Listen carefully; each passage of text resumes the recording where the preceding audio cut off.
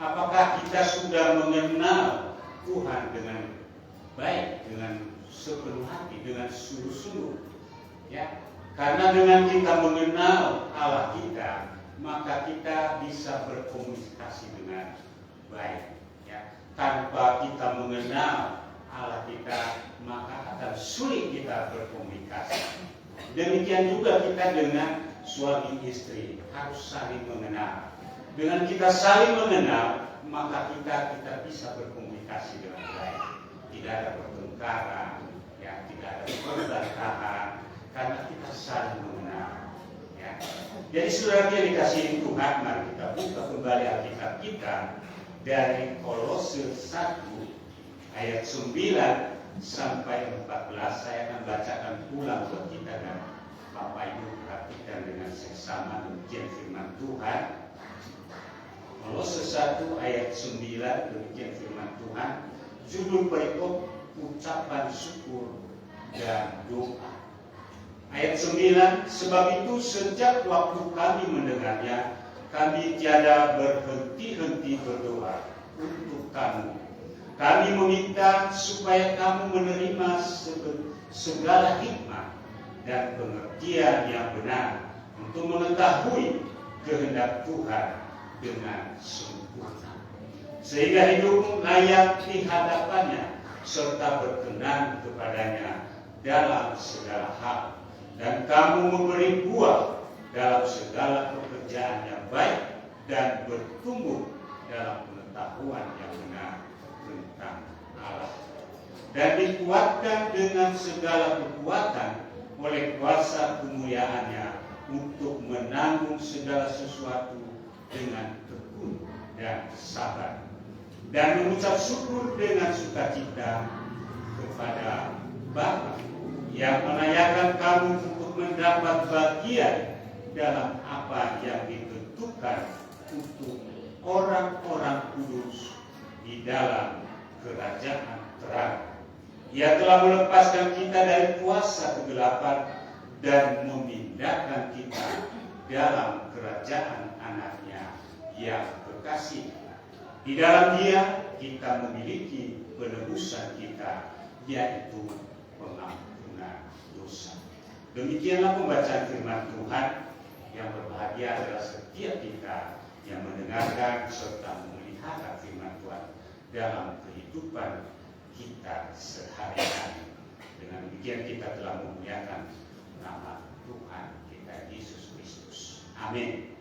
Bapak Ibu Saudaraku yang dikasihi Tuhan, tadi dari awal saya sudah menyampaikan bahwa tema firman Tuhan yang akan kita dengarkan pada hari ini adalah mengenal kehendak Allah dengan sempurna.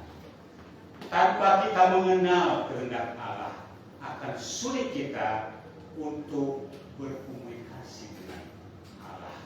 Oleh karena itu, Bapak Ibu Saudara yang dikasihi Tuhan, mari kita belajar bagaimana kita mengenal Allah dengan sempurna, dan untuk apa kita mengenal Allah, ya, dan apa ciri-ciri. Jadi dalam Efesus 5 ayat 17, Rasul Paulus berkata, sebab itu janganlah kamu bodoh, tetapi usahakanlah supaya kamu mengerti atau mengenal kehendak Tuhan. Bagaimana cara mengenal kehendak Allah dan apa ciri-ciri kehendak Allah itu? Untuk menjawab pertanyaan ini, mari kita membuka di dalam Roma 12 ayat 1 sampai 2. Di sana dikatakan, Bapak Ibu Saudara yang dikasihi Tuhan, Roma 2 ayat 1 sampai ayat 2, di sana dikatakan, karena itu saudara-saudara, demi kemurahan Allah aku menasihatkan kamu, supaya kamu mempersembahkan tubuhmu sebagai persembahan yang hidup, yang kudus, dan yang berkenan kepada Allah. Itu adalah ibadahmu yang sejati. Ayatnya yang kedua, janganlah kamu menjadi serupa dengan dunia ini, tetapi berubahlah oleh pembaharuan budimu, sehingga kamu dapat membedakan mana kehendak Allah Apa yang baik, yang berkenan kepada Allah dan yang sempurna. Jadi kita harus mengenal kehendak Allah. Allah itu baik, tulus, dan berkenan. Jadi saudara dikasihi Tuhan, persembahan tubuh dalam 3 kriteria, yaitu hidup, kudus, dan berkenan. Perubahan pola hidup dengan 2 cara. Kita harus memiliki perubahan pola hidup, yaitu dengan 2 cara, yaitu ketidakserupaan dengan dunia ini. Dan yang kedua adalah perubahan budi atau transformasi. Jadi setiap kita harus memiliki perubahan dalam kehidupan kita. Ciri kehendak Allah adalah baik, berkenan, dan sempurna. Itu adalah ciri kehendak Allah, ya, baik, ya, sempurna, dan berkenan. Pertanyaan berikutnya adalah alat apa yang kita butuhkan untuk mengenal kehendak Allah. Ya, tentunya kita punya alat untuk kita mampu mengenal kehendak Allah dalam kehidupan kita. Kita membutuhkan sarana supaya kita mengenal kehendak Allah. Yaitu sarana untuk mengenal kehendak Allah, yaitu Rasul Paulus memohon 2 hal ini, yaitu hikmat rohani dan pengertian rohani. Ayat 9 yang tadi kita bacakan dikatakan, seharusnya diterjemahkan demikian, sejak hari kami mendengar hal-hal demikian, dengan tidak hentinya kami mendoakan kamu serta memohon supaya kamu dipenuhi dengan pengetahuan yang benar tentang kehendak Allah dengan segala hikmat dan pengertian rohani. Istilah hikmat yang di dalam bahasa Yunani sophia, istilah itu berarti kepintaran, kemampuan, ya, kebijaksanaan, dan kearifan. Dengan kata lain, sophia adalah kemampuan praktis atau pengetahuan praktis yang berasal dari Allah. Jadi kita harus memiliki hikmat, ya. Maka di dalam firman Tuhan, kalau kita belum memiliki hikmat, mintalah hikmat kepada Tuhan supaya kita memiliki hikmat, memiliki pengetahuan, kecerdasan ilahi, ya. Jadi itu harus memiliki hikmat. Ya, penambahan kata rohani pada kata hikmat sehingga menjadi hikmat rohani bertujuan untuk membedakannya dari hikmat duniawi yang muncul dalam bentuk filsafat gnostik, estetik, dan mistik yang sedang digembar-gemborkan oleh guru-guru sesat, ya, di jemaat Kolose pada waktu itu. Adapun ungkapan pengertian rohani atau spiritual understanding adalah kemampuan intelijensi dalam menerima informasi, menganalisis, dan menyimpulkan dengan tepat, ya, sehingga terwujud dalam tindakan. Jadi Bapak Ibu, ungkapan itu lebih bersifat teoritis atau akali. Jadi untuk mencapai pengertian yang benar tentang kehendak Allah, setiap orang percaya membutuhkan 2 hal berikut. Yang pertama adalah memiliki kemampuan teoritis, intelijensi, ya, dalam bentuk pengertian rohani. Agama Kristen bukanlah agama yang mengesampingkan nos atau intelijensi.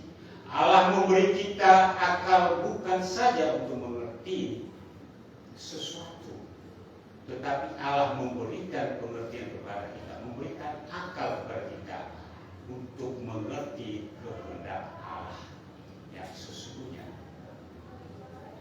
Bapak Ibu Saudaraku yang dikasihi Tuhan,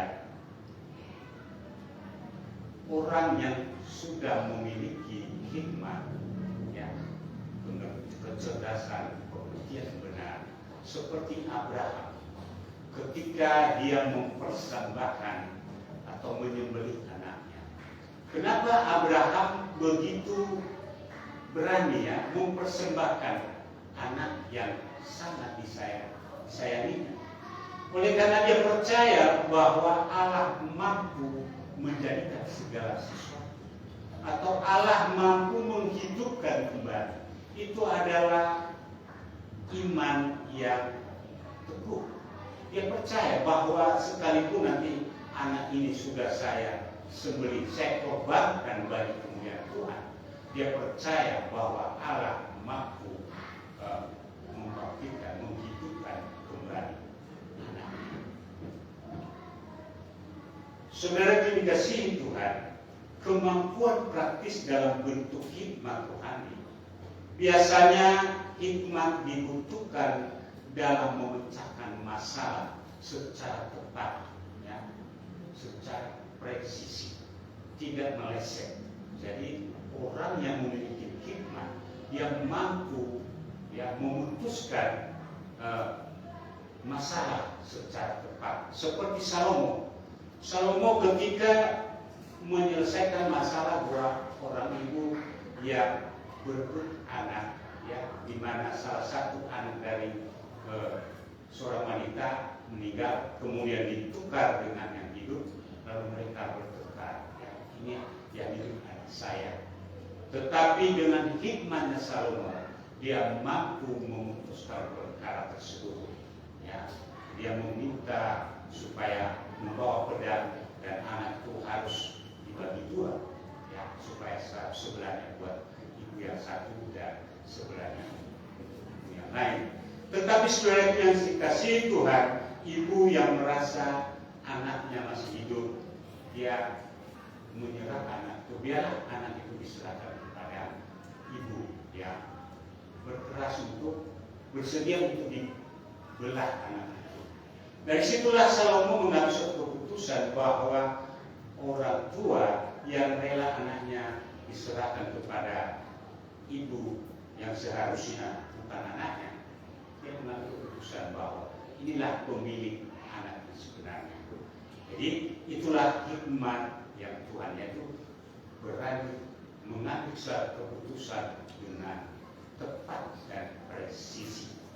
Bapak Ibu yang saudara yang dikasihi Tuhan, apa tujuan atau impact atau akibat, ya, dari mengenal kehendak Allah? Ketika kita mengenal kehendak Allah secara sempurna, ada akibat atau ada impact yang harus kita terima.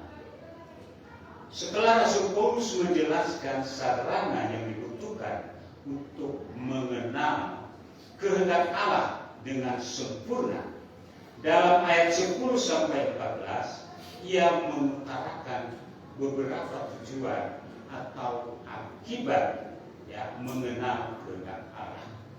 Lembaga Alkitab Indonesia menggunakan kata hubung, sehingga dalam ayat 10, sedangkan dalam naskah Yunani memakai kata kerja infinitif.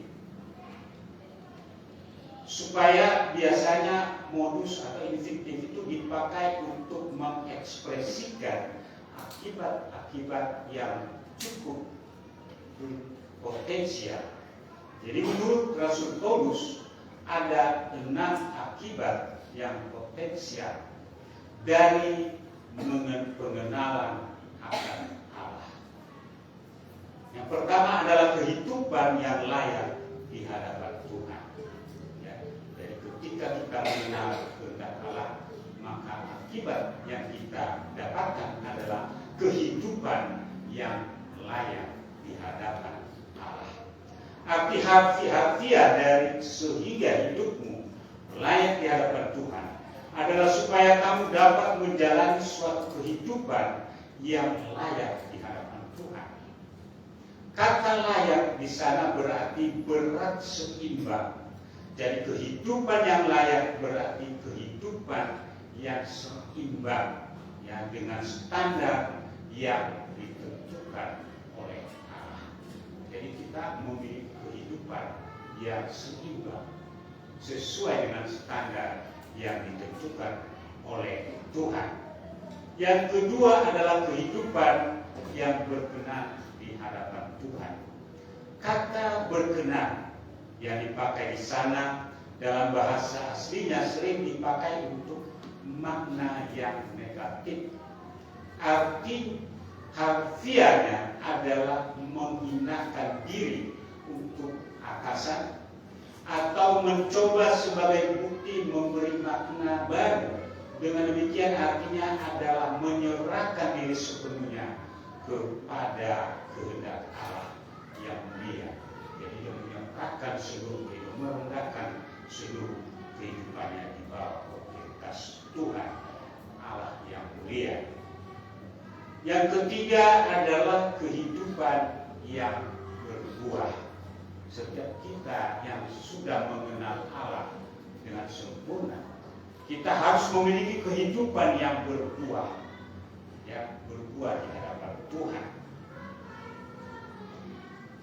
Ada cukup banyak referensi yang berbicara tentang kehidupan yang berbuah. Ayat 10 menjelaskan bahwa kehidupan yang berbuah adalah akibat dari kehidupan yang mengenal kehendak Allah secara sempurna. Jelas pula bahwa buah yang diharapkan dari setiap orang percaya adalah buah-buah rohani yang sesuai dengan kehendak Allah.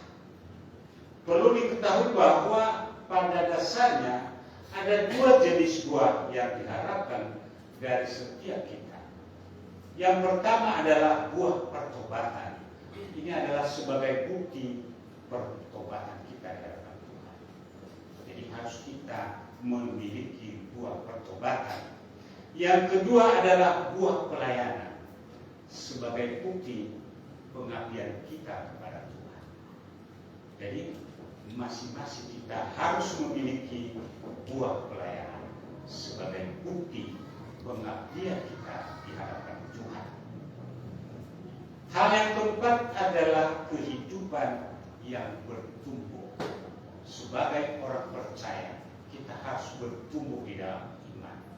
Tanpa pertumbuhan di dalam iman, ya, tidak mungkin kita sudah mengenal kehendak Allah dengan sempurna.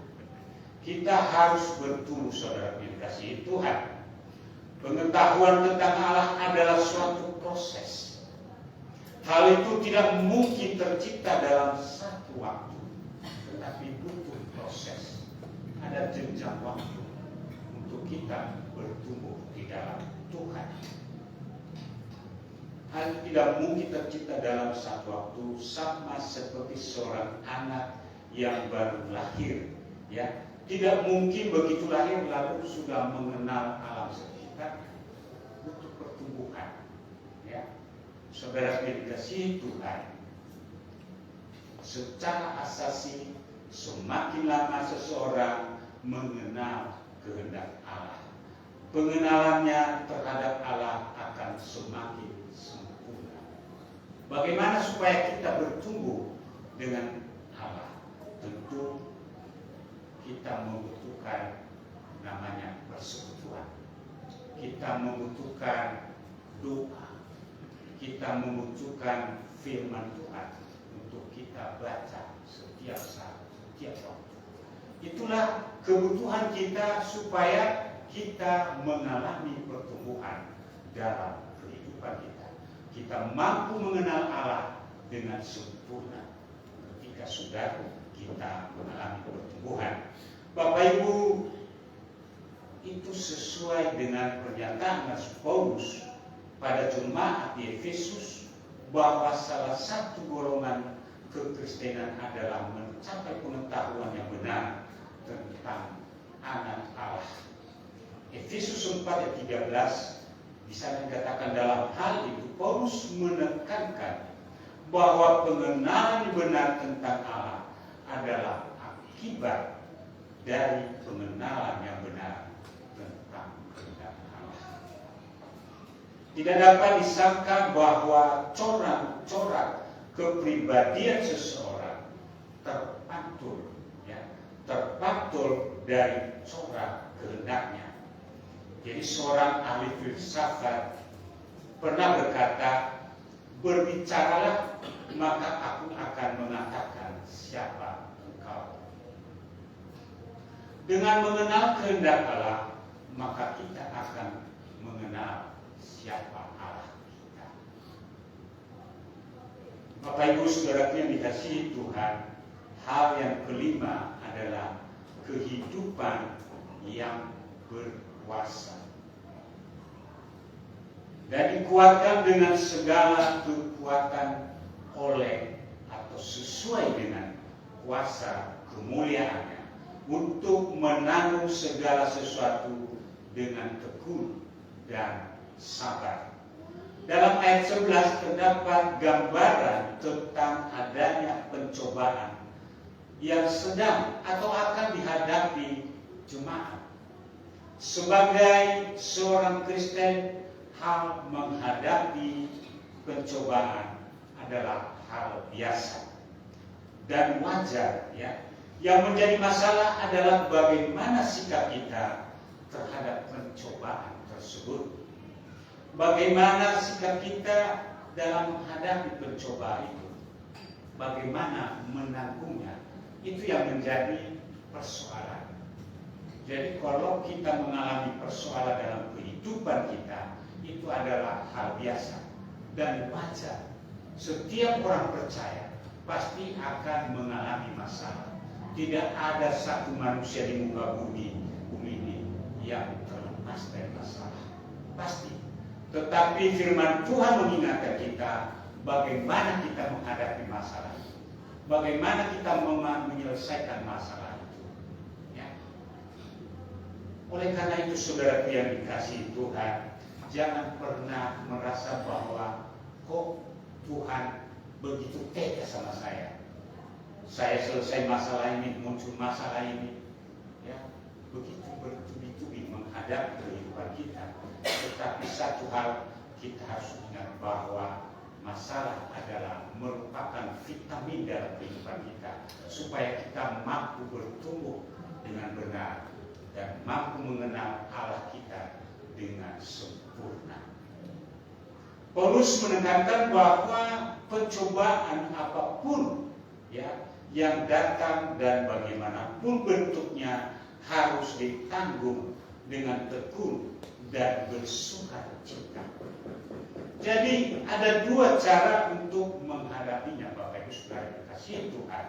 Yang pertama adalah menanggung dengan tekun, dan yang kedua adalah menanggung dengan sukacita. Jadi masalah pun harus kita tanggung dengan tekun, masalah pun harus kita tanggung dengan bersukacita. Ya, jangan bersedih hati karena kita ada dalam situasi atau masalah yang kita hadapi. Mengapa Bapak Ibu yang saudaraku yang dikasihi Tuhan? Sebab dalam menanggung pencobaan tersebut, orang yang mengenal kehendak Allah akan dikuatkan dengan segala kekuatan, ya, atau dinamis sesuai dengan kuasa kemuliaannya. Jadi kita menanggung segala masalah itu bersama dengan Tuhan. Ya, tanpa Tuhan tidak mungkin kita menjalani kehidupan ini.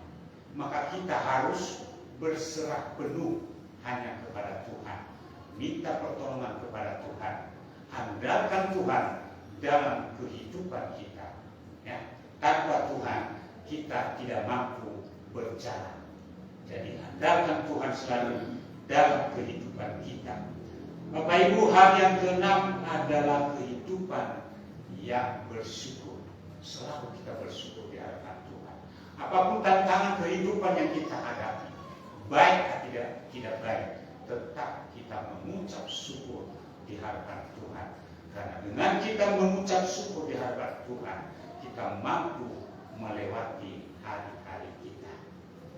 Inilah saudara yang dikasihi Tuhan, akibat atau tujuan terakhir dari kehidupan yang mengenal kehendak Allah dengan sempurna. Seorang yang mengenal kehendak Allah akan menampakkan hidup yang penuh pengucapan syukur. Ya, di dalam ayat 12 sampai 14 terdapat 4 alasan mengapa kita harus hidup dalam pengucapan syukur.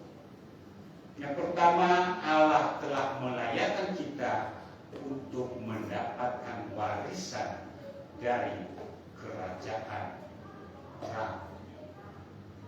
Dan yang kedua adalah Allah telah melepaskan kita dalam kuasa kegelapan. Yang ketiga adalah Allah telah menebus dan mengampuni dosa kita.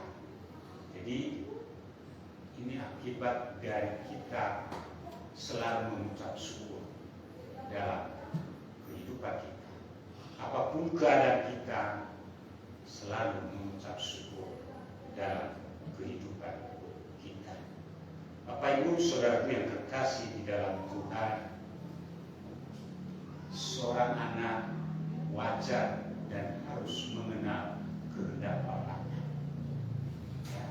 Tanpa seorang anak mengenal kehendak Bapaknya, dia pasti suka apa yang mau dia minta. Ya. Kalau misalnya dalam keadaan berbantahan, marah-marah, tentu dia pasti tidak berani meminta sesuatu kepada Bapaknya. Tetapi ketika dia membangun hubungan yang baik dengan Bapaknya, ya, tentu saja tidak segan-segan meminta apa yang dia butuhkan, dan Bapaknya pasti akan memberikan selama itu dipergunakan untuk hal-hal yang baik. Seorang istri wajib mengenal kehendak suaminya. Tentu saja memang harus, ya. Tanpa seorang istri mengenal kehendak suaminya, tentu akan susah terbangun komunikasi yang baik.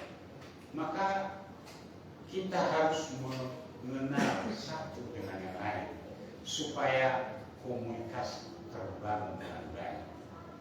Suami mengenal kehendak istri, istri mengenal kehendak suami, sehingga tercipta kedamaian di tengah-tengah keluarga. Jadi mari kita saling mengenal satu dengan yang lain. Setiap kita jemaat harus mengenal gembalanya, gembalanya harus mengenal jemaatnya, sehingga komunikasi terbangun dengan baik. Dengan komunikasi terbaik, terbangun dengan baik, hadirat Tuhan ada di tengah-tengah kita. Bapak Ibu saudara yang terkasih di dalam Tuhan, setiap orang percaya adalah anak-anak Allah. Dalam kedudukan sebagai anak-anak Allah, mereka wajib mengenal kehendak Allah, wajib mengenal kehendak Bapa di surga. Bapak Ibu saudara dikasihi Tuhan, mengenal kehendak Allah itu berarti mengenal Allah. Melalui pengenalan terhadap Allah, kita pun dapat melayani dan memuliakan Allah. Oleh sebab itu, janganlah kita bodoh, tetapi marilah kita usahakan supaya kita mengenal kehendak Allah dengan sempurna. Jadi, mari kita lebih dalam lagi mengenal kehendak Allah dalam kehidupan kita, supaya Allah juga mengenal kita dan komunikasi kita dengan Allah terbangun dengan baik. Ya, dengan komunikasi kita terbangun dengan baik, apapun yang kita hadapi, kita serahkan kepada Tuhan. Biarlah Allah sendiri yang bekerja untuk menolong kita, memberikan kita kekuatan sehingga kita mampu menjalani kehidupan kita dengan sebaik-baiknya. Demikianlah firman Tuhan yang singkat ini.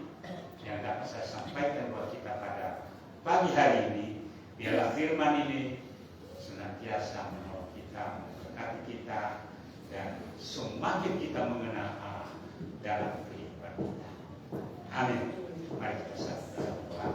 Bapa di dalam surga, terima kasih firman-Mu yang telah Hamba sampaikan. Terbatas Hamba Tuhan, tetapi Engkau Allah yang tidak terbatas, yang selalu mengingatkan kami melalui kuasa Roh, menuntut setiap kami, mengingatkan kami supaya kami membangun hubungan kami dengan Allah, mengenal Engkau lebih dalam lagi Tuhan, mengenal Engkau dengan sempurna, sehingga kami boleh mampu berkomunikasi dengan Engkau Tuhan. Terima kasih Tuhan. Inilah kami Tuhan, dengan segala keberadaan kami, menyerahkan seluruh kehidupan kami dalam kasih. Dalam nama Tuhan Yesus Kristus, kami telah berdoa. Amin.